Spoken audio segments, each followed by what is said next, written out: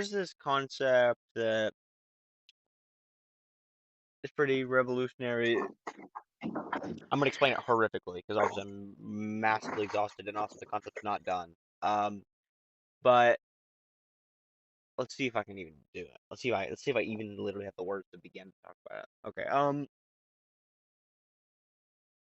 I find it very interesting that all of these frameworks are really, really similar.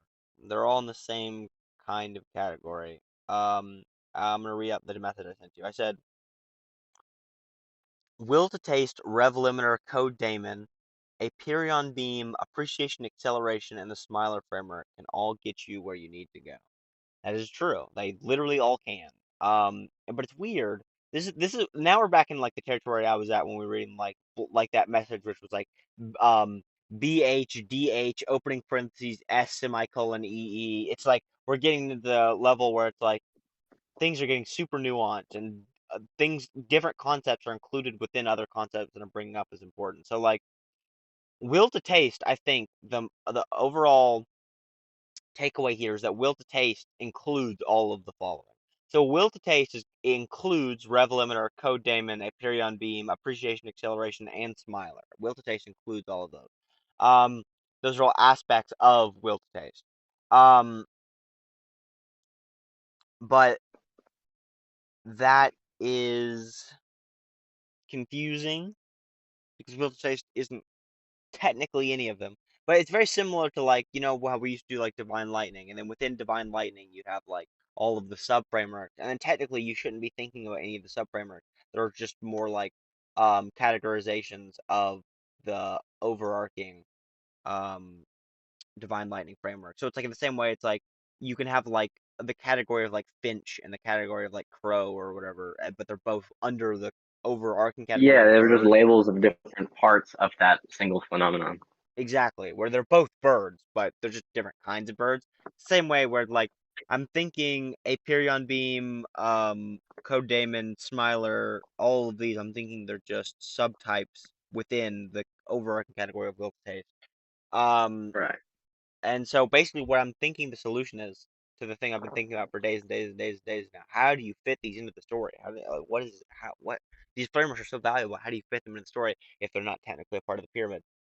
If they're all just subsumed by the will to taste and writing them into the formula is going to muddle the explanation of the philosophy, then how do you include them in the story in any meaningful way? How do you integrate them into the project while keeping it integrally sound, structurally sound, right? And the answer to that is going to be you, like always, just fucking write it in how you think about it, you shit ass retard.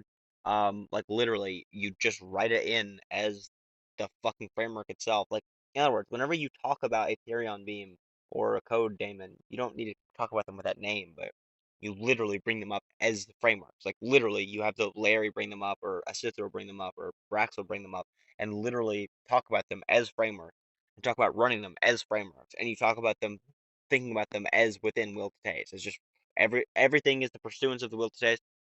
All frameworks fall under that fundamental motive, and basically you even even like the appreciation accelerator. So okay, the appreciation accelerator is a great framework. Like this is one of the most intelligent frameworks I've ever come up with in my entire life.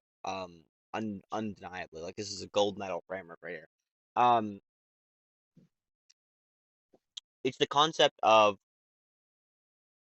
every single so you already get appreciation, right? It's just the Western version of awareness where the Easterners they believe in going to silence by trying to quote unquote return to the source or remove everything that is in front of awareness. The Westerners instead would try to basically just make their awareness feel the best, right? Um and so if I was on Adderall, I could make some advanced metaphor about decorated homes or whatever. But anyways, right now I'm too retarded. The point is, um, the Buddhists or the Easterners they think clear the mind. The Westerners they think fill the mind. And so with this concept of filling the mind with the best possible things, decorating your house in the best way that you possibly can, um, decorating your piece of experience while you have it. Um, you start to, like we were saying, appreciate things, right? Which is just understanding their fundamental value and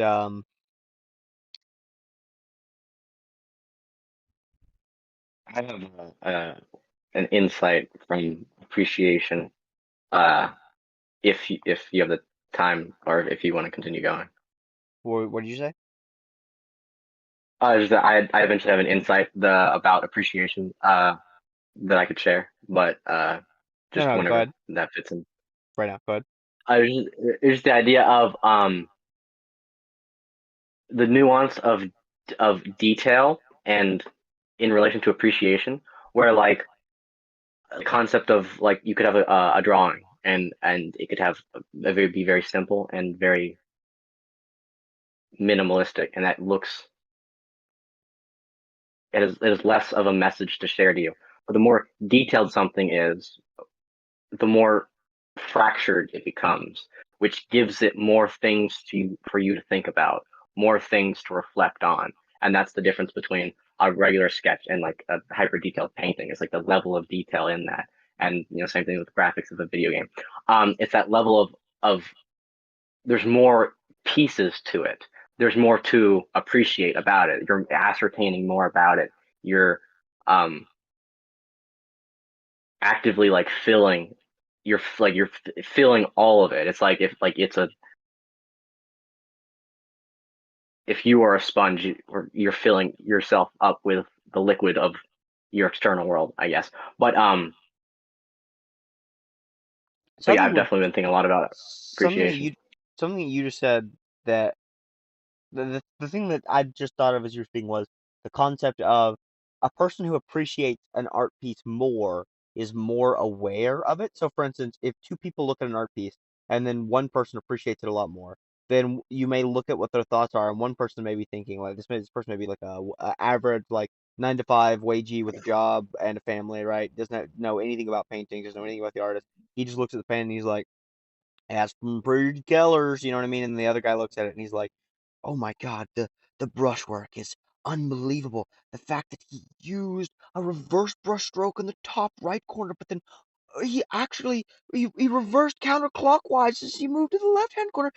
Every single brushstroke was so intricate and intentional, and the way that he matched the pink color palette with the blue color palette to project the absolute astonishing sunset, right? Like the appreciation. One guy's like the guy who appreciates it more is going to like understand more, and it's like what basically and what I just understood was like literally it's the same thing with like appreciating like any given moment. The person who appreciates the given moment less is going to look at it and be like, "Yep, I'm a guy. I'm a human being. I'm going to the store getting beans." And then like the person who appreciates is going to be like, "Oh my God, look at this! The arrangement of quantum particles necessary for me to propel myself across a road in the direction of a store. The fact that humanity has evolved to the point where we're capable of putting down pavement to traverse across." You know what I mean? Like it's like that, like No, just no, like no, you are absolutely right, and it's astonishing because I was just writing down this exact a few hours ago. Because I was listening to music and I was just enjoying the music. I've been in like a hall recently, so it's like the music was just like I was just listening to noise, right? But and it was weird because it was the exact same song that I was listening to the other day, and it was having like extreme like thought textural impact on me. So I was like trying to like find the metaphysical nuance of how on earth could that be possible? How could I have enjoyed this a few days ago but not enjoy it anymore? How can I rekindle that flame that was obviously once there? And so my discovery was you have to literally be that thing. You have to be the stimulus of your life. And so what I wrote down was awareness does not watch and think about external concepts like a man looking through a window, like a window. Awareness is the power that gives shape to the stimuli. And when listening to music, you are not watching the music. Your mind has to spend energy on becoming that sound, knowing that it is your energy that is stimulated to hear it.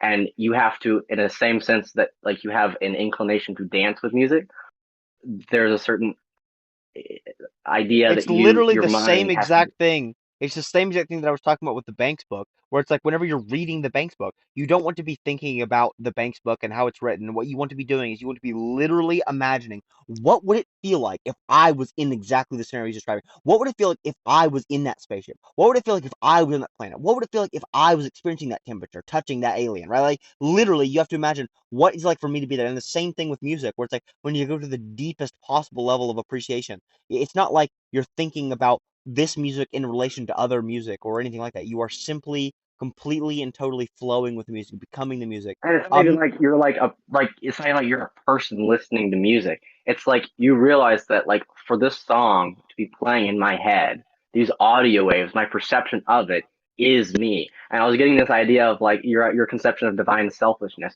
but sort of like in a metaphysical sense. It's like this is your song, sure, but like I'm claiming it. Like this is a part of my being. This is my entity. You've now entered uh my label of myself, and because of that, I am devouring you. I just my I divine selfishly conquer you essentially.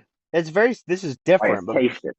this is different but similar to a framework that I get. I was just thinking about with music the other day, which was um, it's just every time I really appreciate music, um, it's the difference between thinking about the music from like so like if I'm thinking about a music normally, this is what the real thing. I'll be listening to the piece and I'll think like, um, this piece is pretty good. This piece probably took like a lot of effort. I like the arrangement of the sounds. But then when I'm really appreciating when I'm like when I'm truly, and I don't even mean appreciating in like the word the way we were using it earlier. I mean just literally when I'm enjoying when I'm most enjoying a musical piece. What I'll typically be thinking is literally like um how do I explain this without just sounding super religious? 'Cause it doesn't feel, it feels pretty religious, like it's a pretty religious framework. But I'm just gonna explain it. If I explain it right now, I'm just gonna explain it exactly like how I would just explain like the experience of God. And it's a little different. It's its own kind of framework thing where it's like you're thinking. I don't know how to explain it. I guess it is almost entirely religious, where what you think is like instead of thinking, man, this romance in this music is gay. Instead of thinking like instead of hearing an artist sing the line like you meant everything to me and thinking like, man, it's gay that we arrange our, society in a way where like that's instead of thinking about it from like a human perspective, you think about it from like an entirely like emotional, like a thought texture perspective almost, where it's like you think about what it would be like to be quote unquote God, or even just to, if you want to take God out of the equation, what it would be like to be that person experiencing that in that moment. And you're not thinking about it from like a objective sort of, you're not weighing it against other experience. You're simply directly interfacing with the experience itself. Anyways, I explained that framework pretty poorly, but Yeah, yeah, I completely understand what you're saying because I was just listening to a song earlier and had the exact same insight. The song starts. It was like it was a metal song that was by Indian singers, so it was like a mix between Indian and metal, and so it has some like religious connotation to it. And it starts out with saying like he just starts screaming, "I'll put my fist through the face of a rapist," and then go starts in the rest of the song, and it sounds kind of cringy, like it like almost like white knighty, but yeah. I was just doing literally the exact same thing, but like understanding from the point of view of like just thought texture, like it in itself, as you're giving me this, like if you are talking about violence against those that are unjust, it's like yeah, that is a good thought texture.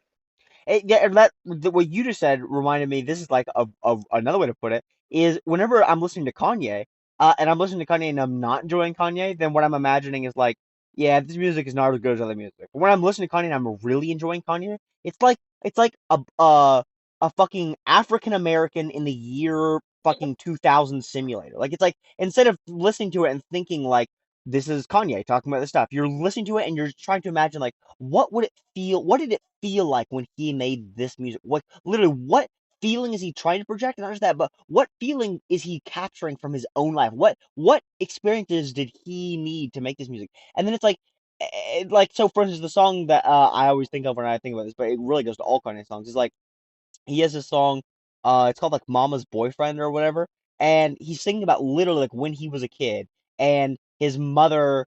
got with a new guy, like a new stepfather, right? And he's like, I like we don't need you around here. Like basically I was the man of house. I was the man of the house when you weren't here. Now all of a sudden like you're here and there's just like another guy living in the house. And it's just like thinking of that and literally imagining like what it like the feeling of fucking waking up in the year goddamn 1994 and watching your Saturday morning cartoons and having some random fucking man in your house married your mother. It's like literally just like from an Yeah. objective metaphysical perspective, imagining those thought textures, like that's how you appreciate Kanye's music. It's like you appreciate it from the perspective like what would this feel like, not like what does this sound like. I don't know.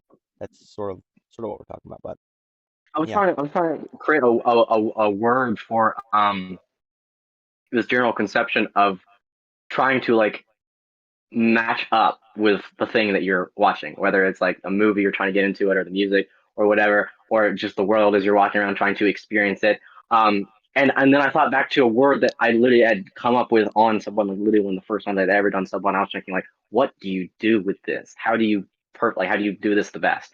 And the word was synchronize, to synchronize with the stimuli.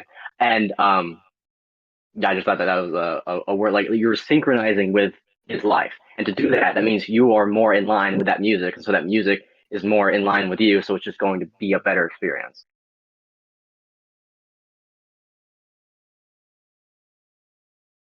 Write that down somewhere where we're gonna look at that again. Or, here, I'll put that in Boxer so we come across it again.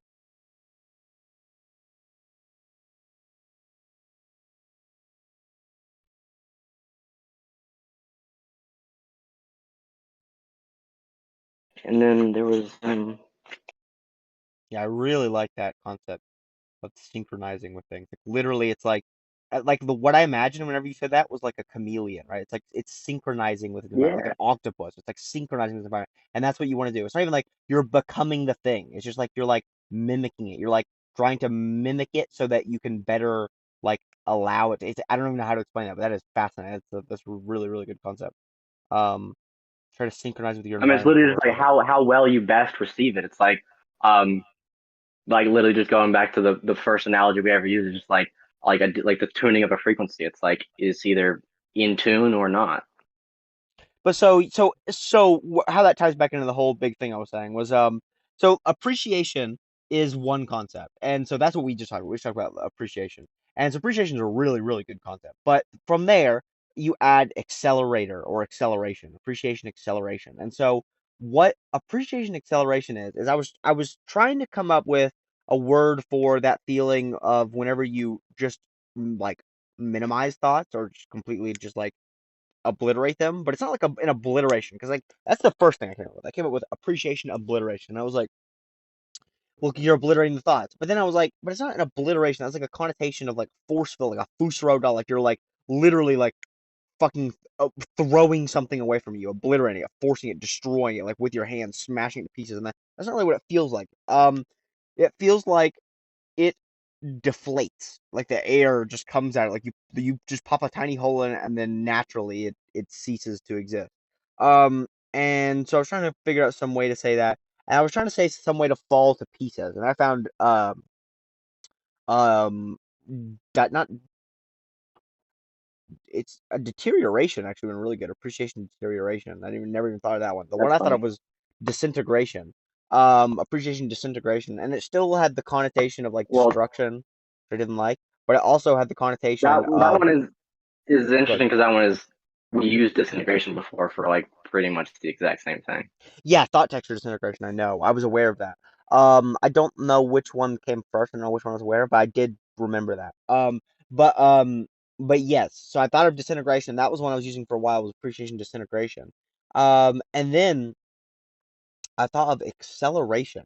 And then I realized it's like, oh my God, that is actually the best possible explanation for the thought process. That gives me actually a deeper understanding of what appreciation is doing. Because really what it is it's not destroying things. It's like it's rapidly aging them. Like um imagine you have like I don't know, like a piece of coal, right? And it's like structurally unsound and you rapidly age it a million years and then it just falls apart to dust. And then you take another one that is structurally sound and you rapidly age it a million years and then it like compresses to diamond. I know that's not actually a good example because coal's based on like outside pressure, not time, but take something like that, like something that over time has a chance to fall apart or a chance to become extremely valuable. I don't know, like a stock, obviously not physical. So, but just imagine like so anything being aged over time rapidly, right? It's like it's not like you're destroying it. It's like you're just jumping it to its natural conclusion. You're taking it to its inevitable end. And by jumping to its inevitable end, by putting it in 4 times speed, by just rushing through to where it would inevitably get anyways, it either naturally falls apart or becomes more valuable. So, because what I kept thinking is like, it's not just destruction because thoughts aren't just destroyed. Some thoughts are actually encouraged. Like some thoughts are actually like it's like you're putting oxygen on a fire, right? Some thoughts you hit them with appreciation and they don't fall away. They actually increase in potency 1,000,000 times. But it's like how do I explain that? How do I explain the fact that most thoughts you want to destroy, the fact that there's like a baseline of silence, but also explain the fact that some thoughts you actually want to nourish with appreciation? And then I was like, because it's acceleration. It's not the deterioration, it's not the destruction of thoughts, but it's just increasing. It's literally what it is. What I realize is by appreciating, you can go below language. And by going below language, you're capable of going so fast that you're not kept within the confines of human words. You're capable of thinking in 4 times speed because you're not thinking in words. You're not having to actually go over the like shitty in whatever the word for like unevolved, like un thought out, undeveloped languages. Like we've got a very primitive, inferior to I don't even know to what, but just shitty. We've got a shit ass retard language that takes so much time to fucking process meaning into. It's like imagine trying to have a conversation with a fucking Chinese person and you don't have Google Translate. You have to sit there and go through a fucking dictionary every time you have to flip through the fucking pages to find whatever word he just said and convert it in English, right? It's gonna take fucking forever just to get just to help each other fucking cook a bowl of ramen goddamn noodles, right? Because it's like the language barrier is so significant that the time it takes to transfer meaning into language is you might as well just fucking go do your own thing. It's useless. And it's like that's what so many thoughts are like, where it's like it's gonna take you so much time just to fucking think about it within the confines of the English language that you're gonna waste your whole fucking life babbling and chattering aimlessly.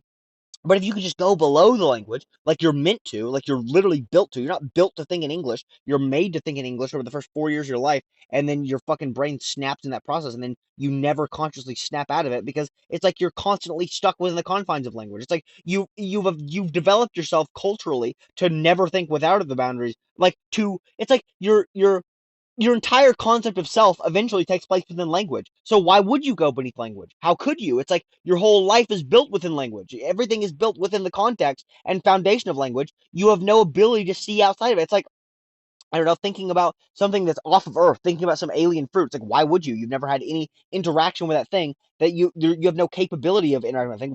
Why would you ever think about it? It's so abstract to you that you have no meaningful way of interacting with it. That's a bad example, but you get this sort of point, which is like whenever you're thinking about valuable things, you could think about so many more valuable things and go over. You have such a better day if everything you thought about, you just didn't try and think about it in language and you just let it flow over your mind. And that's what like appreciation acceleration gets you to instantly. It's this concept of just like it's not it's not trying to detach or destroy or um objectify or any of these things. You're not trying to do things to thoughts. All you're trying to do is just detach and relax to the point where you're not even thinking about them in language. They're just rushing by at 1,000,000 miles a minute. It's not like you're trying to fucking control the water or like build a boat on top of the water. Right? It's like you're just fucking letting it fucking rush past you. You're just letting it rush over and you're just appreciating the feeling of it. Oh, the way I was kind of saying that was like why should we most properly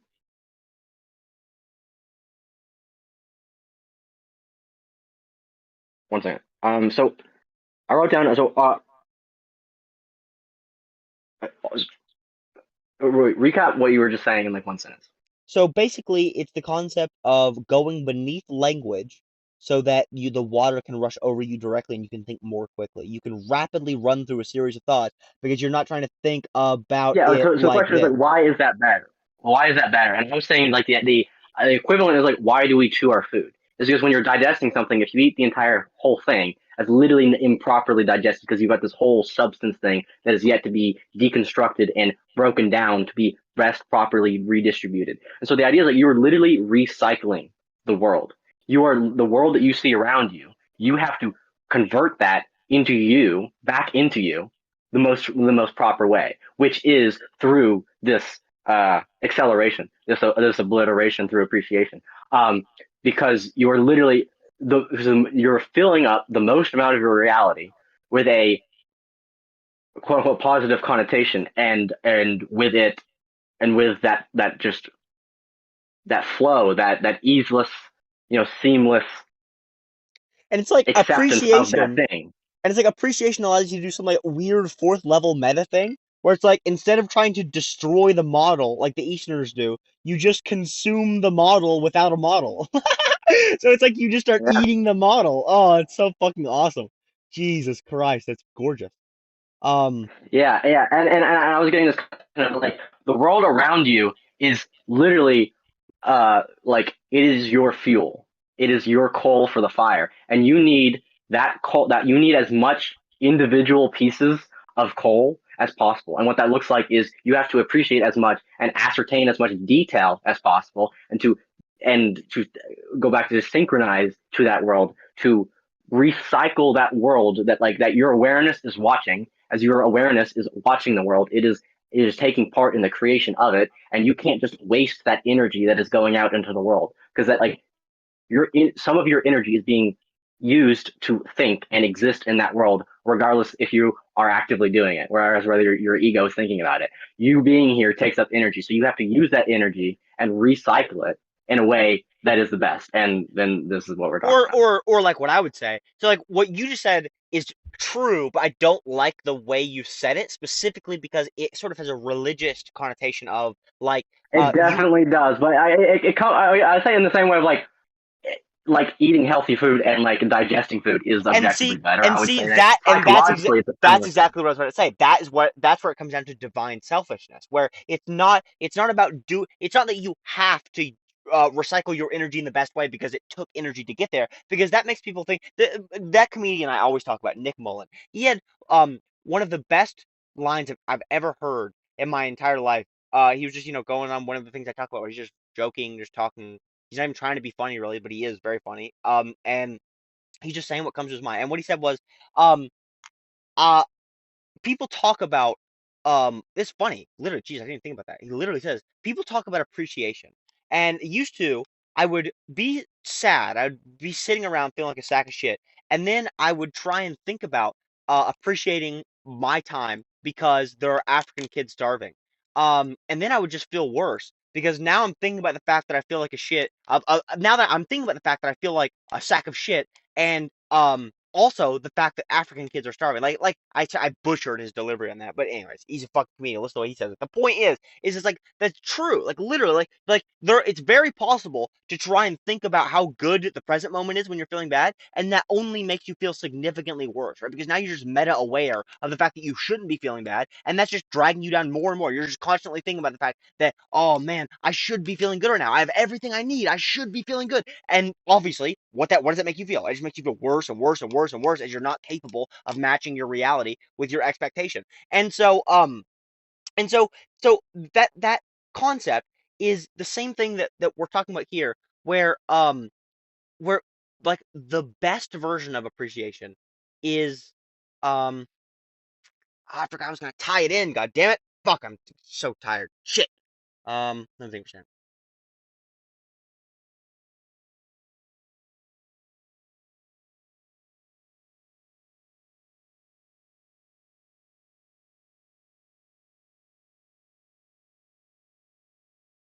What was the thing you said? I can think of a million ways to tie it in. I could keep going, but there was something in particular I was gonna I say. would say It was the because we take part in the creation, the energy needs to be recycled. yes, yes. So basically what the issue with what I find with that, with what you said, where what you say is that some energy is necessary for you to exist, and so therefore you must use that energy for positive experience. That creates that feeling of like obligation or like divine expectation that you must live up to, which can create a meta awareness of the fact that you're not living up to that expectation, which can create the clash between the expectation and reality, which creates a worse experience, right? It creates you dwelling on the fact that you're not living up to what God wants you to live up, No, I the fact that definitely you're see what you're saying. not using that energy in the way that you should. And so that is what divine selfishness is for.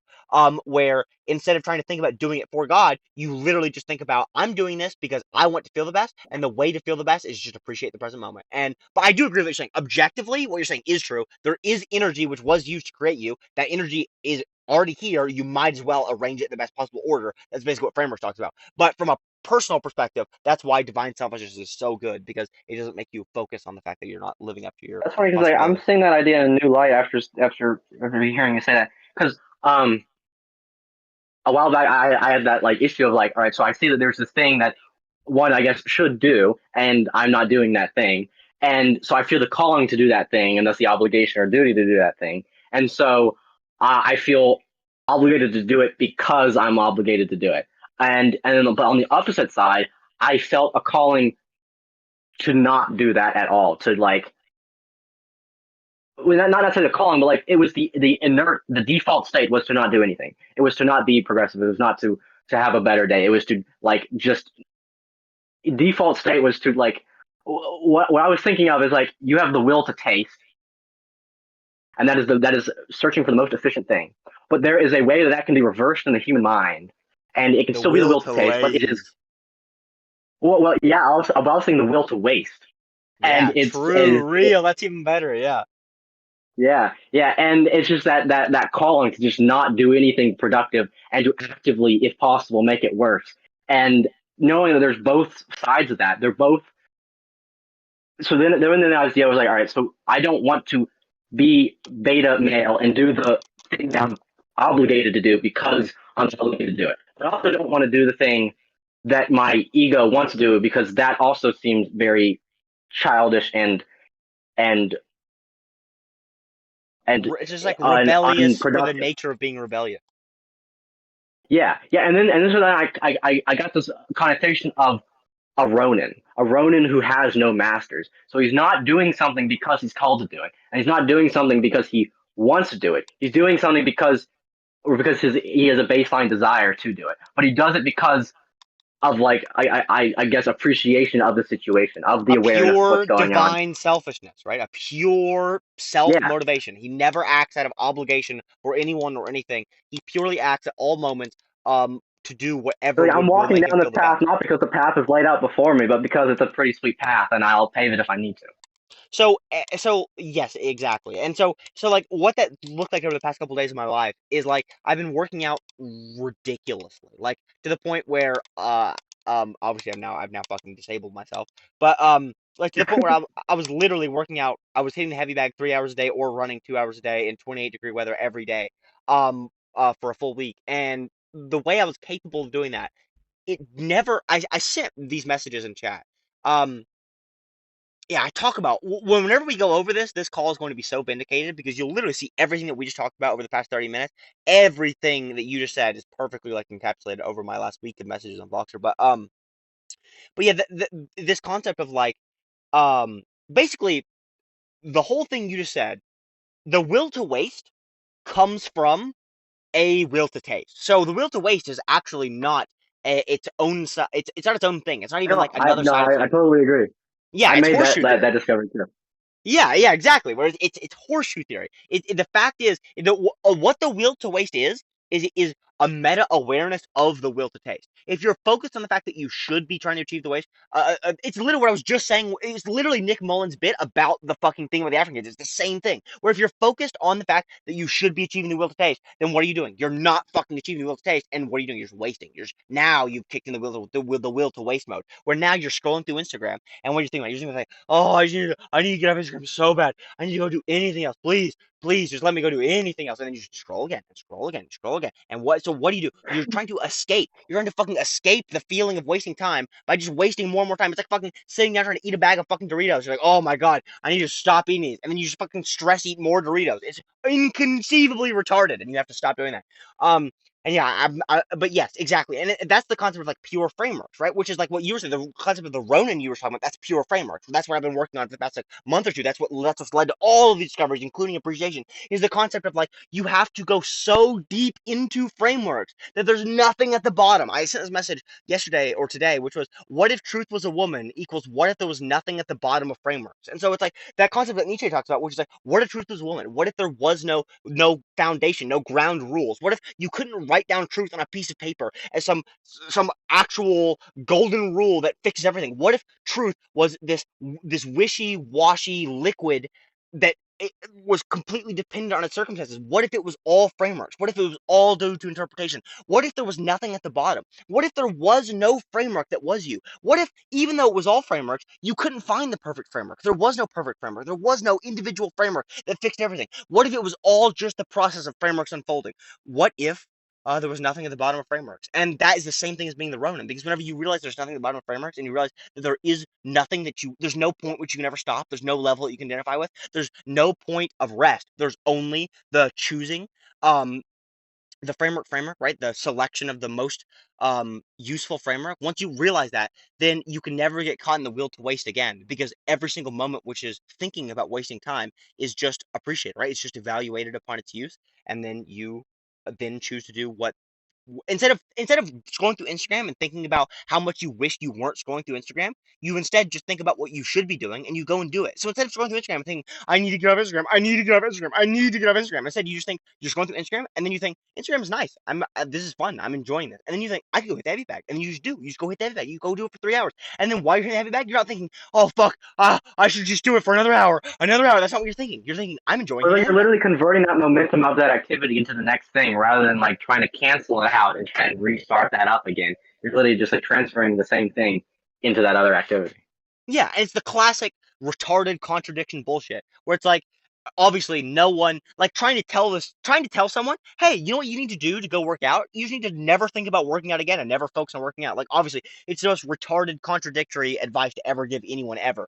But that's what the whole framework thing is explaining. But it is, I mean, that is truly what it is, where it's like the times of my life that I work out for 3 hours are not the times where I'm forcing myself to work out for 3 hours. The way I said it to myself was like, the worst part of every workout is always the first 10 seconds. It's like the worst part is always making yourself do it at first. And then from there, as long as you just enjoy it and you're just enjoying it as you do it, and you can quit whenever you want. It's like, okay, it's like I've meditated for the first time sitting down literally today. And I for the in like a years, and what I realized is like the reason that I couldn't meditate sitting down for so many years is because every time I did it, I was trying to think about doing it for hours and hours and hours. I was trying to think about like unlocking a new level and trying to like force myself to do it. And if I just stop doing that and I just sat down for as long as I wanted to and I let myself get up, then all of a sudden I can meditate for 3 hours. And it's like it's the most counterintuitive, retarded bullshit in the entire world.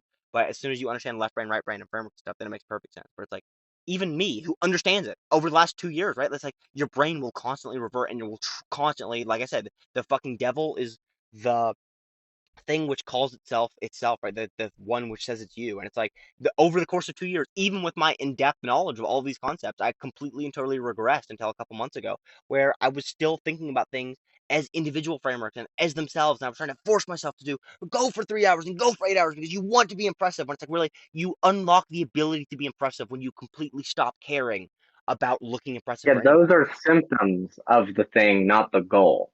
Exactly. And you can only get to the point you want to get by not thinking about getting there. And it's the most retarded, counterintuitive, goy slop bullshit. But you can get there through divine selfishness. And that's the thing. It's like there's a way to get there in a based way, and it's divine selfishness. That's the whole concept. I gotta lay out this whole thing about gay and based being the two opposite sides of divine selfishness. That's a whole nother thing. Anyway, the so yeah, that is the basic concept. Yeah, you see what I'm saying. So you have appreciation acceleration, which is just taking things to their end conclusion instantly, and that leads to rev limiter. So the concept of appreciation acceleration is rev limiter, because rev limiter is just hitting the appreciation accelerator with appreciation acceleration. Or in other words, rev limiter is just appreciating, accelerating. Jesus, is just accelerating so fast with appreciation that you begin to appreciate the fact that you are appreciating. It's like you And so go it's like that, so. it would be the natural. Oh, sorry, what did you say? It's a natural byproduct of that previous framework. Exactly, and it's like you talked about the other day. It was like I can't remember what framework you used to explain it, but we had a whole conversation about it where it was like it's like it gets sucked up into itself. Like it goes so fast that it like turns into a black hole. Like it's like it goes it's like you are appreciating so fast that eventually the appreciating gets focused on the appreciating, and then it's like a fucking feedback loop. Like whenever you leave a recording open, or like whenever a mic hears itself, right? And then it eventually just becomes that fucking screeching sound. That is exactly what. Oh my I will god, put forward that another analogy here is a torus field. a Taurus field. I don't know what that is. A torus field. Well, if you look it up, you'll find the best animated GIF of all time. But it's the most consistent thing I'll ever get on Sub One is that that's what we are doing here. But it's the perfect framework. But as you see, it's like it's coming upwards. The energy is coming upwards and then around and sprouting around and then reverting back into itself to become that thing that was exerting out. It's sort of like an Ouroboros, but it's like something that you can find in nature pretty much at all scales of existence. I will definitely look that up as soon as we finish this call. But yeah, that sounds like exactly what I'm explaining. Yeah, but so the feedback loop. I'm thinking about. I just now. I after I said that, I just realized the feedback loop is literally like the perfect analogy that other people can understand as far as like that is literally that is think about that. Think about what rev limiter is, how I've explained it, and think about the way of think about fucking that's literally exactly what's happening. It literally is a feedback loop. Like what's happening is like on if you have a microphone and then the microphone hears itself, then what happens is it is going to continually run itself through that loop over and over and over and over again until it reaches that like that screeching sound. Like it's going to consume itself and then continually, like you were saying, recycle. It's going to continually like um that's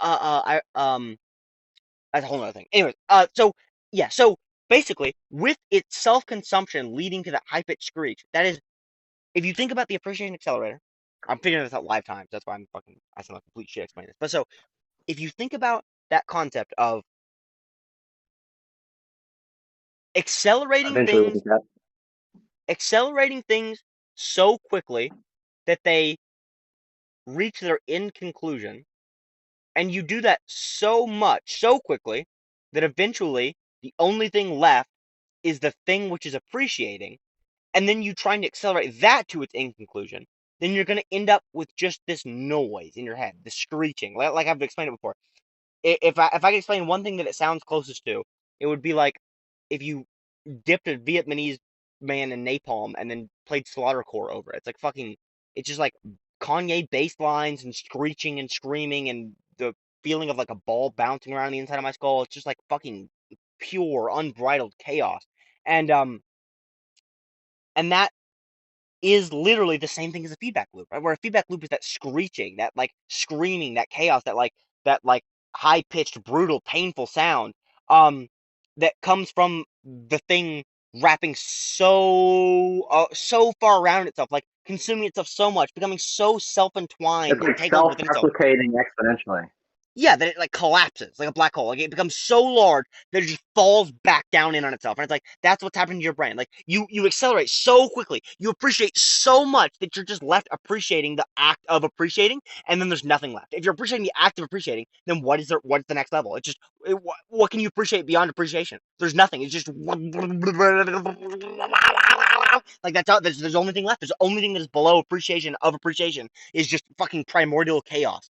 And yeah, that is both of those, both the appreciation acceleration and the rev limiter are both um just subcategories of what happens when you run the will to taste. So, anyways, that's sort of the shit I've been working on over the last day or two. I'll go ahead and wrap that up there. We'll go over the boxer logs more in depth later. But yeah, as you can tell, Well, check out the link in chat, and then continue. oh well, that's pretty much what I was gonna say. Um, but yeah, so like yeah, as you can see, we're running some pretty fucking high level shit right now. We're running hot. This is good. Really good. It says I Yeah, can't. yeah. What? Oh no, hold on. It says redirect. Okay, there we go.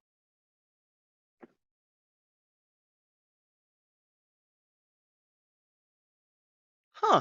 You know what's funny? This is almost exactly like a visual I got on Sub-Zero like 2 or 3 years ago. That was one of my favorite That's visuals curious. I've ever gotten. Though this mine wasn't like this though. I'm pretty sure we actually have a recording of me talking about this visual somewhere. But mine was sideways. Mine was like a tube, like if you imagine like a roll of toilet paper on its Hmm. side. That was sort of the shape of the one I imagined. And where this one you can see through it, like right because it's lines, mine was like an actual like you couldn't see through it because the walls of the paper towel tube were not translucent, right? But it was doing the same kind of thing that you're seeing here. It was like it was like the side. It was like a waterfall. If you imagine the whole roll of the paper towel was like a water, was like a water, and then the edges of the waterfall were like running through the middle of the paper tube. The paper towel tube. I explained that horribly, but it's like it was like a consistent flow that was running inside and outside of itself, and it was made of like black and white energy. And yeah, it was just like a super interesting That's visual. Go ahead. is Think it's no, weird you go said ahead. Go black ahead. and white. I was just looking at this black and white thing. I don't know if it'll be a GIF. It won't. But Um, is this at all sort of what you're saying? not it's not at all visually similar to what I'm saying. As far as like it doesn't look exactly like it, but as far as conceptually, yes, it's almost exactly the same. If anything, this is what I would imagine almost like what the inside of the paper towel tube looks like or something. But but Yeah. yeah. So my understanding is that so not only is this perfect model of how you should receive reality, but also it seems to be the nature's best, most efficient way to generate and maintain energy. And so, like this, there is a torus field around the electromagnetic system of the Earth. There's one around the sun. There's one around the galaxy. There's ones around like in the shapes of plants and in the shape of trees and stuff like that. And people who talk about like higher levels of energy creation, like we could eventually create engines that would use a torus electromagnetic field. And I find that very interesting to note that in nature and to note that for some reason or another, I on sub one had the intuition that this is us. This is what we're doing. This is what we would be like if you couldn't, if you weren't looking at our flesh and bones. This is sort of what's going on. Um, and, just sort of imagine the idea that like it's always in flux, that everything you do isn't like the end of it, I guess. It's like whenever you have a thought, it's not like the thought's gone away. It's like that leaves a residue, and the things you do leave a residue that eventually comes its way back to you. So like the things you do eventually matter because it's going to affect how you feel. And so it gives you a natural reason to do things now to improve tomorrow because literally you can see what you're doing comes back to you in a literal way. It's like we're stuck in a giant fucking golden corral chocolate fountain for infinity to conserve Yeah. energy, and your job is to just fucking enjoy the taste of the chocolate. Jesus Christ. Yeah, that's awesome. That's gorgeous. Well, the first thing that made me think of when I was looking at the second image, and it's like perfect for what you're explaining, is that image looks like literally it's like a visual representation of Twin Peaks, where it's like the concept of like or honestly, Twin Peaks is just the inferior version of a Pyrion beam, which is the concept of you can look at it like two opposing wills, your will and God's will, but then when you really understand it, you understand that it's like both of them are just the flowing of the same fundamental thing, and it's like that's exactly what the torus field is saying. It's like the individual is just like the like necessary consequence of the overall flowing of the torus field. Like that's awesome. Yeah, that's gorgeous. Jesus. Yeah, Yeah, that and just to like sort of imagine your being, whatever that is, the center point of view, the stuff that isn't thinking or made of flesh and bones, but like that in relation to what's around you. It's like that what you're looking at is the appearance of it in your mind. So like as much as you are thinking about that thing and are looking at that thing, it is real to you because of it.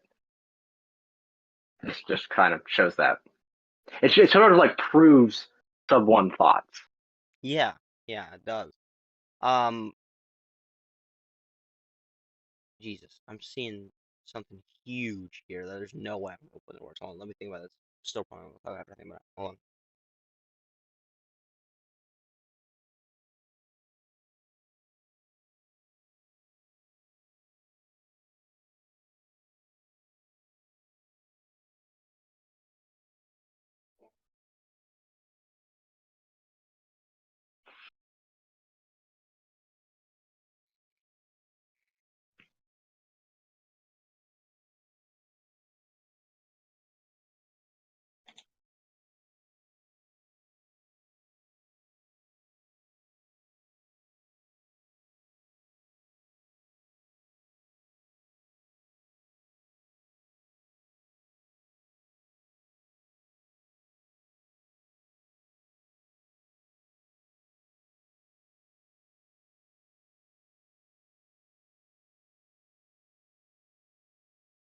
Yeah, that's insane. I have no idea how to talk about what I'm thinking about right now, but that would just thinking about that would like what you're talking about with the torus field sub one thoughts, and then trying to relate that to like the appreciation discoveries I've been having over the past couple days, where it's like each thought needs to be taken individually, which is a very bad way to say it because you in the same token, same in the same breath, you could say each thing needs to be taken only in its collective fashion. But what I mean is like individually, is in like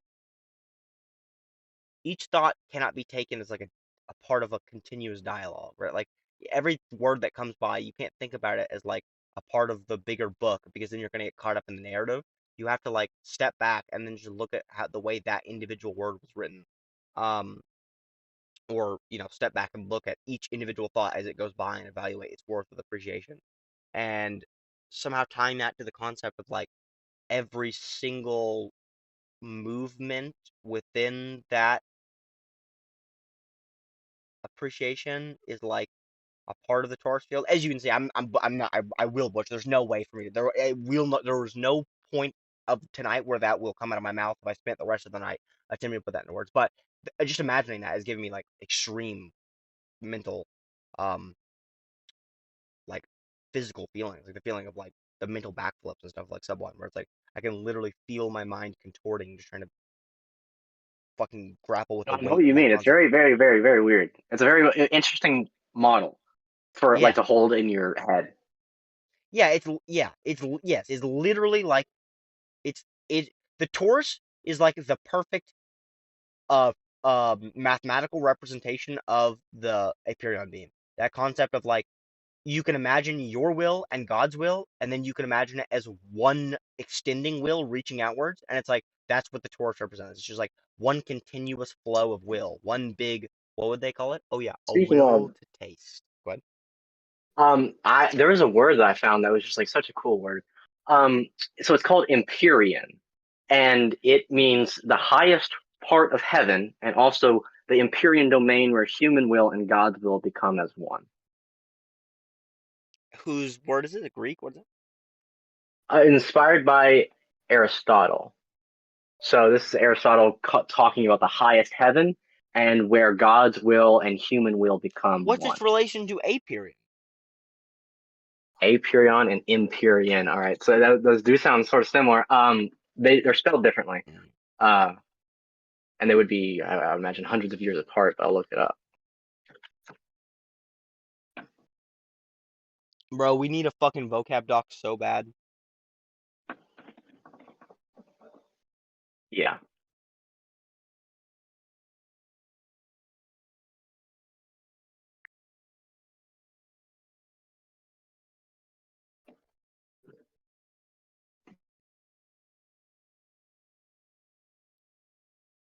Imperion, Okay. Okay. So Aperion. it doesn't seem like there's any connection because Empyrean has a connotation of fire, um, and Empyrean means boundless and limitless. So they don't seem to have a common ancestor as far as words go. Hmm. Um, but they do sound similar. So what do you think about the feedback loop as far as changing the rev limiter's name to feedback loop? Um, uh, yeah, it does seem like a much more direct. Like this is what we're talking about. And what is a limiter? Like how So would that benefit the? so a rev well I'm saying get rid of rev limiter, but as far as when I created it, the point of so what a rev limiter is a dirt bike whenever it's speeding up sounds like and then whenever it hits a rev limiter then it like Yeah. max out. You sound Oh, it limits rev, like and that creates the and noise. yeah, and that's the sound of like the dirt bike maxing out. That's the sound of like the dirt bike. You're hitting the max RPM, and then to protect the motor, now it's like stopping. It's like actively, it's like max possible limit, and like that's what I always. That's like what a rev lim. That's like what the rev limiter always felt like to me. It was like you were maxing out your brain. You were at its top speed to the point where literally if you went any faster, it would start self-destructing. So what it's doing to protect itself is it's not even like letting that energy come through, and all you get to hear is just the stopping, like the destruction. You know what I mean? Or not even like destruction, but like the like that like to prevent your brain from being destroyed by the massive inflow of energy, it's just being like thrown out the back. You know what I mean? It's just being like let go, and like that feeling that letting go, that like unused energy or like sent out energy, that dispersed energy is in your head, that noise and chaos. And like that's like the same kind of concept that we're now, it's feedback loop, but now instead of it being the rev limiter, like the max speed or whatever, now it's like, and I don't know, the rev limiter is kind of good in a way, because if you imagine, honestly, maybe stick with rev limiter, because rev limiter is tied to appreciation accelerator.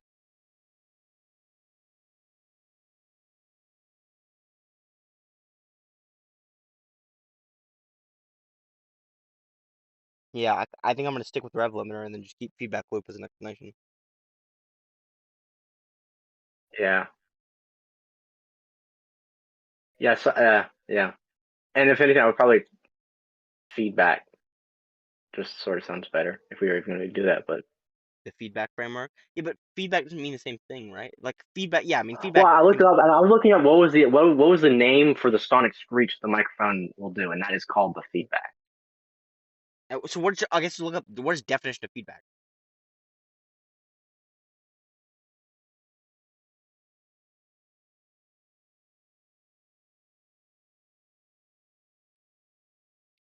Screeching or humming sound resulting from the return of a fraction of the output signal from an amplifier, microphone, or other device to input of the same device. Is it like the first definition? The first definition is a noun, which means information about reactions to a product, a person's performance of a task. It's like feedback on your performance. So that's the first definition. Okay, let me think for a second, because I'm interested by the concept of that definition.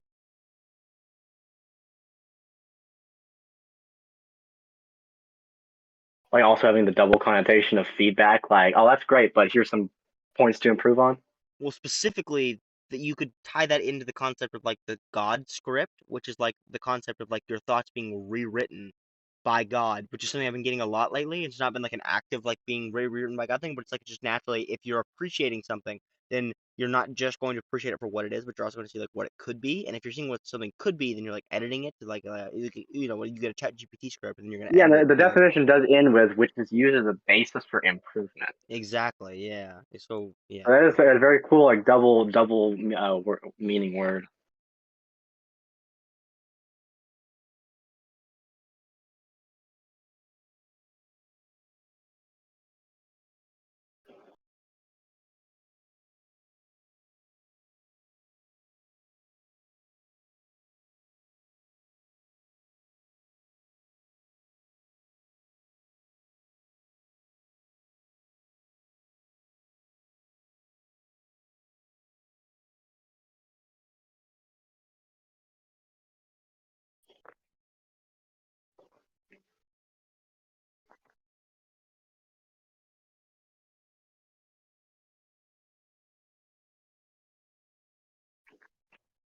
So this made me think about something interesting.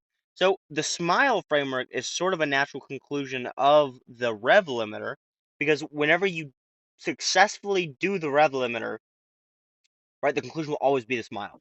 If you're appreciating to the point where language breaks down and the only thing left in your head is chaos, then the inevitable conclusion of the chaos is going to be to like laugh and smile and cry and just be like enamored by the intensity of your experience. Is there any So particular connotation of that joy of like where it's been or like in relation to you? Any particular connotation?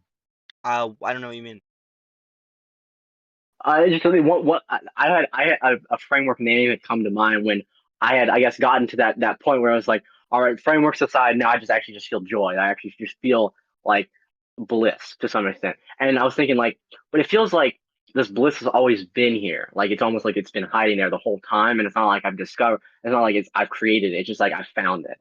And the idea was that I like the name I called it was the Honey I'm Home framework, which is the idea like it's sort of been going on the whole time. It's not like it's disappeared. It's sort of been happening the whole You time, and it's like finally you open the door. you definitely could have that framework. That's definitely not incorrect in any capacity at all. Personally, that's not the connotations I get. Connotations I get are very like mania and grandiosity focused. So like for me, one of the frameworks I've made that to try to explain this concept is like the hand which killed kings. So like for me, the Smiler framework is almost always it feels like the hand that killed King's framework. And the hand that killed King's That's framework is absolutely hilarious.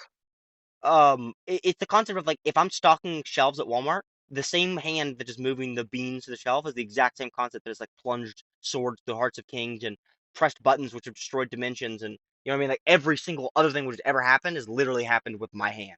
Why'd you say that's That is hilarious, such bro? a specific. That is such a specific name for a framework. Because I was looking through my notebook and I had found a sentence I had wrote that sounded pretty cool. But it was of an old framework and it was not exactly correlated, but it's a similar name. But it was the idea of I had one of the first frameworks I had created was the idea of the revenant, which is the person who's died, he's had an ego death, and he's come back to participate in this world after realizing what's really going on here. And the revenant is someone who's been risen back to life. And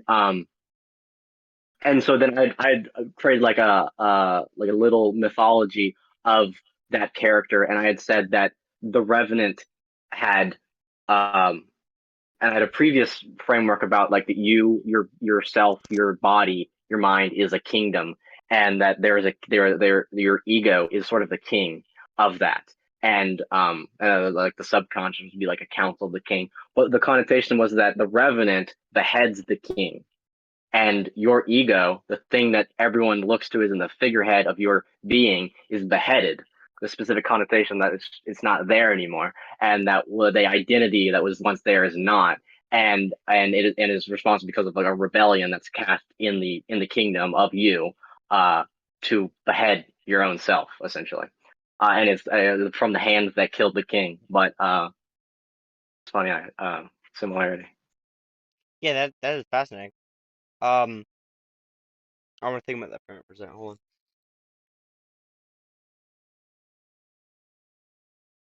I like that. I like that framework a lot. The concept of like trying to change your thoughts from like instead of trying to be like the king trying to kill himself, trying to change your thoughts from like do this different, do that different, like trying to like scold yourself, reprimand yourself, trying to change it to like a peasant revolting and being like, "Shut the fuck up, you Yeah, dumb bitch! You will die!" yeah. Like This it's is a not working for us. yeah, that's a revolting against the thing which is shit instead of trying to like um identify with it to go. That's good. I like that. That's a good framework.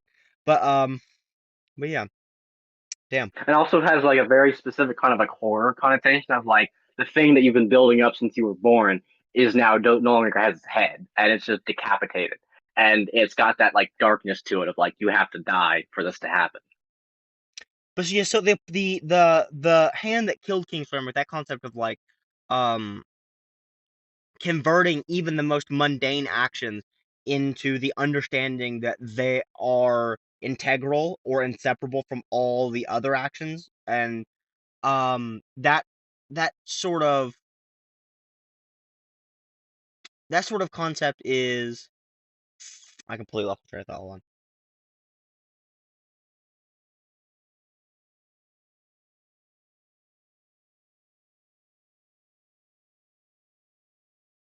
What were we talking about before any of the hand that killed kings thing?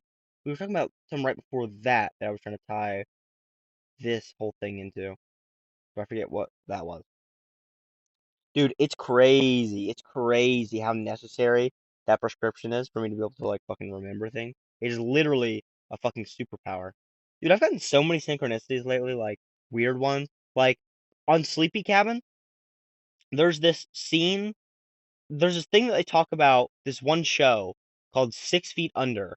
And one of them talks about how when they were a kid, they got traumatized because they walked in on their parents watching it and there was a rough gay sex scene and they were too young to be seeing it and then just so happens as I'm listening back to Sleepy Cabin for the first time in years and I hear that scene again like I hear the people in Sleepy Cabin talking about that.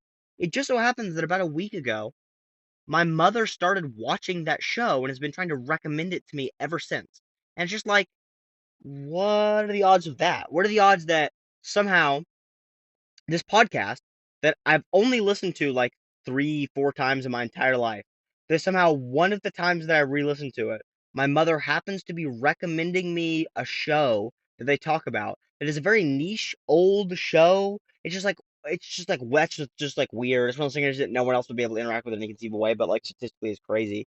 And then like another one was like I was thinking the other day I was thinking Destiny has this quote that he loves, which is calling Adderall for him it's Vyvanse, but he loves calling Vyvanse the limitless drug.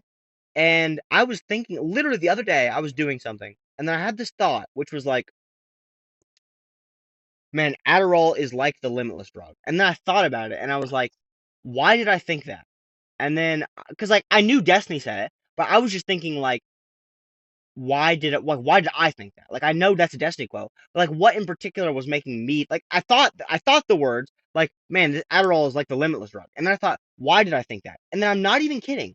Within the next 3 minutes, I put on the Snark Tank podcast, and then the main host says, this is the first time in my life I've ever tried Adderall. It's like the limitless drug. So I thought in my mind the words, this is like the limitless drug. And then I thought to myself, why did I think this is like the limitless drug? And then 3 minutes later, someone else says Adderall is like the limitless drug. It's just like, what? What is that? Did I know? Did I just pre-cog a synchronicity and then think, did I go meta about a synchronicity before I knew it was going to be a synchronicity? Like, what even was that? It's just weird. It is so weird. Weird. It's just weird. The Yeah, that synchronicity one stuff. was so small and particular and specific. That's cool. Yeah. Yeah, but it's just been a lot of ones like that lately that are like very, very particular, very weird, very niche. I don't know. Very strange. Um, and just lots of them. High pace of things like that. Um, yeah, yeah. But so, anyways, um, uh, I don't know what we should do next. Should we can? I feel like maybe we should just go back over the last couple days of Voxer messages because it's like we're already talking about them. We're talking pretty good. Like I'm a little retarded, but I seem to be able to put the concept together okay. I just can't remember what I was talking about 5 minutes ago. And all of these are right here, and I just typed them over the past couple days, so they're probably like really fresh right now. So maybe it's the best time to go over them. But then also it's like we just go through old Vox messages, and also it's like we just not go through Vox messages. We honestly we could probably just talk about random shit the next couple hours. It wouldn't be a big waste of time as far as like talking about Alex Pereira and like I want to go over like yoga poses and stuff as far as like for my specific like um bodily ailments. I don't know what the fuck should we do next. Okay, we should probably go try that recording because like that was pretty good, pretty solid.